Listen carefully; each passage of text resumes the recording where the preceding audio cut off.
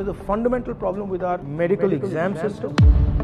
NEET का भैया paper available है टेलीग्राम। किसी को ट्रस्ट हो ही नहीं रहा कि ये पेपर लीक नहीं होगा। हमें तो लग रहा है ये भी हो जाएगा। कोई ऐसी बात नहीं है जो गारंटी कर रही है कि नहीं होगा। लास्ट मिनट पे हो जाएगा, फिर से वो तमाशा शुरू हो जाएगा। कोटा में तो सर हर दूसरे दिन सुसाइड हैं। कोचिंग सेंटर हैं, वो दबा देते हैं बात को, फिर उनके कैरेक्टर को जज किया जाता है कि बच्चे ने नशे की वजह से जो है सुसाइड किया है। 3 घंटे तक हमारी चेकिंग होती है, 2 घंटे बायोमेट्रिक में लेते हैं वो लोग, उसके बाद भी हमारी चेकिंग कर रहे हो। एक बार सिस्टम की तो कर लो। It is the government's responsibility to educate people. It is the government's responsibility to give people health care. That's my view. That's not the current government's view. Why don't they do it 5 times a year? At least that way, paper gets leaked, you stop it, but everybody doesn't get destroyed. You'll basically end up missing 1 year. So how are you feeling? What's the plan now? Sir main issue तो अब ये आ रहा है कि actually universities के exams चल रहे हैं, बाकी सारी एडमिशन्स ओपन है अभी, बट हमारा अब एग्ज़ाम आगे पोस्टपोन कर दिया गया है, तो we will not able to give university exams and travel cities. Oh, so you'll now miss the whole thing. Miss the whole thing, and if we give the exam on 21st of June, then batches of universities will start, colleges will start by then. So you'll basically end up missing 1 year. Missing 1 year, we have to take another drop for it if we are not selected. Sir मैंने 12th के बाद first attempt दिया था, but उस time पे भी paper बहुत hard आया था और बिल्कुल नॉर्मलाइजेशन नहीं था। बट अब मेरा ट्रस्ट ही नहीं है बिल्कुल कंडक्टिंग बॉडी पे कि मैं दोबारा एग्ज़ाम दूँ। तो अब कैसे मेरे को ट्रस्ट दिलाओगे कि मेरे को वापस अपने सपने देखने चाहिए? कंडक्टिंग बॉडी है वो खुद ऐसे अपना एक्सेप्ट तो नहीं कर रही है डायरेक्टली कि उन्होंने पेपर लीक करवाया, बट सर लीक हुआ कैसे एग्जैक्टली? सर एग्जैक्टली तो कंडक्टिंग बॉडी के थ्रू ही कोई मेंबर था, उसके थ्रू पेपर गया, फिर वो इंडिया में पुणे के थ्रू जैसा हमें पता चला है वो शिखर में पहुंचा। वहाँ पर वो बहुत इजीली वेरी चीप कॉस्ट पे सर 20,000 सिर्फ 20,000 में वो पेपर बच्चों को बेचा गया। उसके बाद वहाँ से बहुत ज़्यादा, और ये कैसे व्हाट्सएप ग्रुप से, हाँ ऑनलाइन। और सर जैसे रीनीट का पेपर भी लीक हो रहा है, वो ऑलरेडी न्यूज़ बन गई, तो उनका कोई ट्रस्ट ही नहीं। बोले रीनीट का भैया पेपर अवेलेबल है टेलीग्राम। सर जब सिस्टम पे इतना सारा फैसिलिटी है, वो सब अपने आप ट्रैक कर सकता है पेपर किधर से कहाँ कैसे लीक हो रहा है। एक नॉर्मल स्टूडेंट पेपर को ट्रेस कर पा रहा है कि वो कहाँ लीक होगा, कैसे मिलेगा, तो सिस्टम क्यों नहीं कर पा रहा है कि हम कैसे पता लगा पाए कि किसके थ्रू पेपर लीक हुआ, कैसे हुआ? ट्रस्ट ही ब्रेक हो गया ना, ट्रस्ट ब्रेक हो गया। पूरी लाइफ हमारी डिपेंड करती है उस पर कि हम एक डॉक्टर बन सकते हैं या नहीं बनेंगे, और ये ट्रस्ट ही हमारा ब्रेक हो गया ना। हमारे अंदर से स्ट्रेंथ है हमारे अंदर कि हम दोबारा मेंटली दोबारा प्रिपेयर करें, और ये 1 साल फिर से हम ड्रॉप लेंगे ही, क्योंकि अगर हम नहीं हुए सिलेक्ट तो हमारे पास कुछ नहीं रहेगा। हम हर साइड से हम लेस है, कुछ कर ही नहीं सकते। हम ट्रस्ट ब्रेक हो गया, किसी को ट्रस्ट हो ही नहीं रहा कि ये पेपर लीक नहीं होगा। हमें तो लग रहा है ये भी हो जाएगा। कोई ऐसी बात नहीं है जो गारंटी कर रही है कि नहीं होगा। तो आपको मालूम नहीं होगा या नहीं होगा, लास्ट मिनट पे हो जाएगा, फिर से वो तमाशा शुरू हो जाएगा। लास्ट ईयर भी हुआ था, तब इन्होंने सेलेक्टेड जो सेंटर्स थे उन बच्चों का री करा दिया था।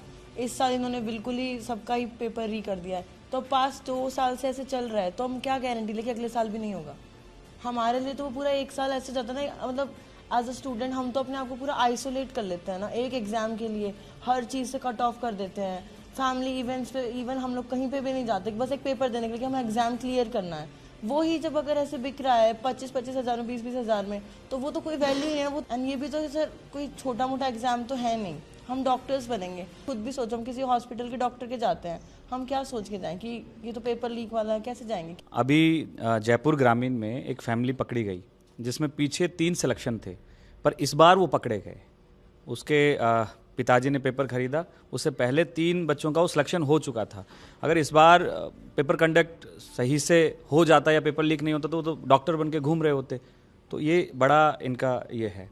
तो और कोटा में तो सर हर दूसरे दिन सुसाइड हैं, और ऐसी स्थिति बन गई कि कोटा वाले जो कोचिंग सेंटर हैं वो दबा देते हैं बात को, थाने से लेके और सब कुछ, फिर उनके कैरेक्टर को जज किया जाता है कि बच्चे ने नशे की वजह से जो है सुसाइड किया है, या फिर कोई उनका लव अफेयर की वजह से सुसाइड किया है। जो एक्चुअल बात होती है वो आती नहीं है, और ये सीकर में भी होने लगा है और कोटा में भी होने लगा है। लगभग यही नाम दिया जा रहा है। इतना ज़्यादा पॉलिटिकल प्रेशर है सरकार का वहाँ पे कि अगर थोड़ा सा भी मीडिया में आ गया तो बस पहुँच जाते हैं, डरा रहे हैं। हाँ, बट दबाने से रिजॉल्व नहीं होगा ना, आप दबाते जाओ, रिजॉल्व नहीं होगा, आपको रिजॉल्व करना है। सर जैसे टोटल मार्क्स 720 होते हैं, बट ये सारे एस्पिरेंट बैठे हैं, इनको पूछो कि अगर किसी की मैक्सिमम सारा सिलेबस आता है ना तो 500 प्लस वो चला जाता है। 500 से लेके सिलेक्शन तक सर उतना ही रहता है कि अपना एग्ज़ाम कैसे गया 3 घंटे, उस टाइम वाला वो मेन होता है सिलेक्शन में, कि अगर आपको सारा सिलेबस चाहे आता है, वो अगर 3 घंटे में अगर कुछ भी आपका ख़राब हो गया, टाइम वेस्ट हो गया या ध्यान नहीं लगा, तो वो ज़ीरो हो जाता है। तो रीनीट देना मतलब सर एग्ज़ाम वापस नहीं है, तो पूरा सिलेक्शन प्रोसेस ही वापस हो गया।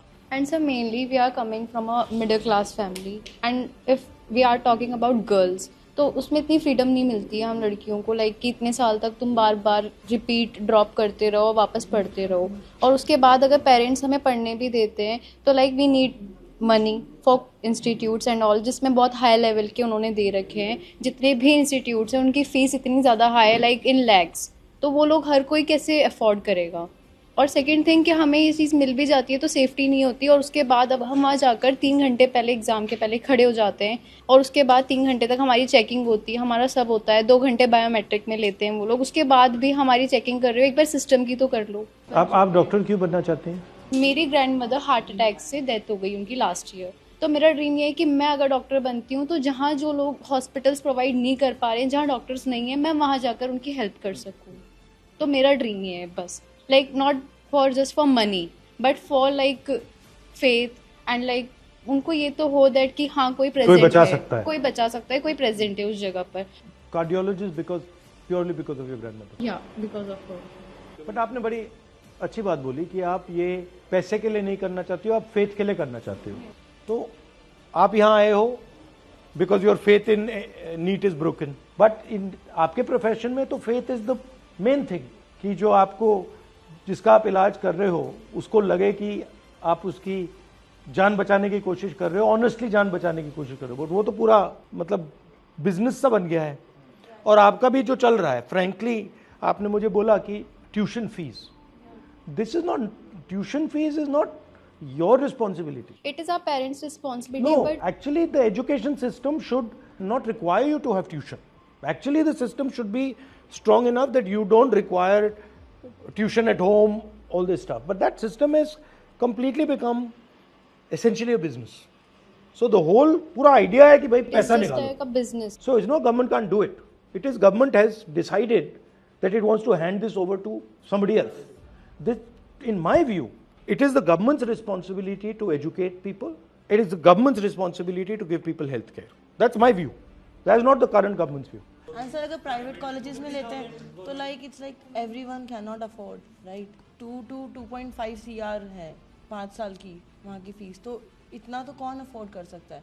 Only the rich people can afford that. Private coaching में सर एक फिक्स्ड प्राइस रहना चाहिए, मतलब वो स्टडीज़ का। जैसे अभी सर एलन वगैरह में बहुत सारे में 140 फीस है, किसी की 130 है, तो मतलब एक फिक्स नहीं है, और ये सबके लिए कोई अफोर्ड कर नहीं सकता। बहुत सी बार बहुत सौ को लोन लेना पड़ता है पढ़ाने के लिए, वो सबसे बड़ा इशू है। There are certain people who are controlling the medical colleges.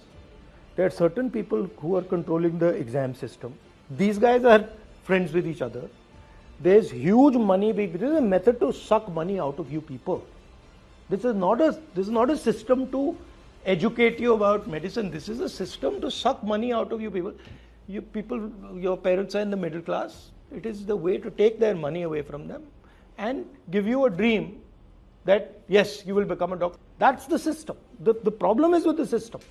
And the reason is because of what you're saying, that it has become only about money.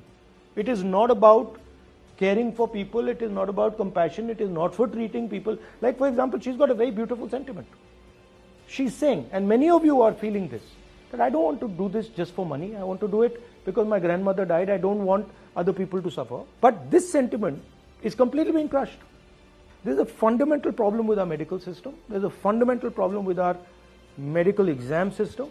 And it's not going to be fixed by small maneuvers. It's going to be fixed. It's got to be fixed once and for all properly. और ये जो exam है इसको एक ही दिन पे क्यों करते हैं?